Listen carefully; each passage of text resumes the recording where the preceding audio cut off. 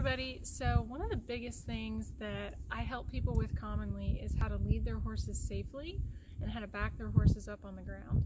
A lot of times you'll see horses that are really pushy, they crowd their owners a lot. So I'm going to show you with my horse how to work on that and how leading a horse should look for it to be safe. So first and foremost, you don't want to be choking up on your horse, okay? When you lead your horse, they should have as much slack as they need in the lead rope. You'll see my horse isn't crowding me, she's not on top of me, right? The way that you establish these boundaries is teaching your horse how to back up and get out of your space. Now, the way a lot of people try to do it is to take the horse by the halter and push them back. Now, for a pretty sensitive horse, that might work, but you're never going to win a pulling match with a horse, okay? The best way to teach them to back up is with body language. So the way that we do that is with our lead rope, okay? There's a very clear distinction between causing a horse to be head shy and teaching them to get out of your space. So what we do is we shake our lead rope from left to right. We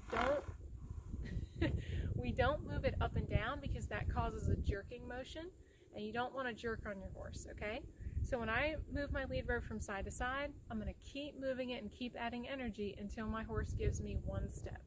Now eventually I'm going to ask for more steps, but in the beginning, one step is enough, and then stop the pressure, stop moving the lead rope. You want to reward the horse with each step that they take back. Okay, we got our one step. So you see how I shake the lead rope from side to side. I'm not jerking the lead rope, okay? Because when you do that, you cause a horse to want to throw their head up in the air. And that translates to when you ride too, okay? Side to side, not up and down, okay? So I'm going to do it again, right? Wiggle, wiggle, wiggle, wiggle. More. And then I get a step.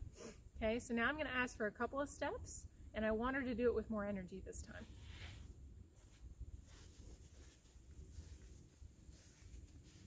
Okay, and then we're going to come back up. So essentially, you should be able to move your horse's body frontwards, backwards, left, right, forward, and they should never be crowding you or on top of you. So this is something you should practice all the time. In the pasture, in the arena, around the horse trailer, out on trails. Your horse has to constantly be reminded to get out of your space so that if something bad does happen or you're in a tight situation, they know that it's never an option to get on top of you. So that's just a little tidbit. It's something you always have to work on, but it makes a really respectful, pleasant horse to be around. And if you ever do want to sell your horse, you're setting them up for a much, much better future.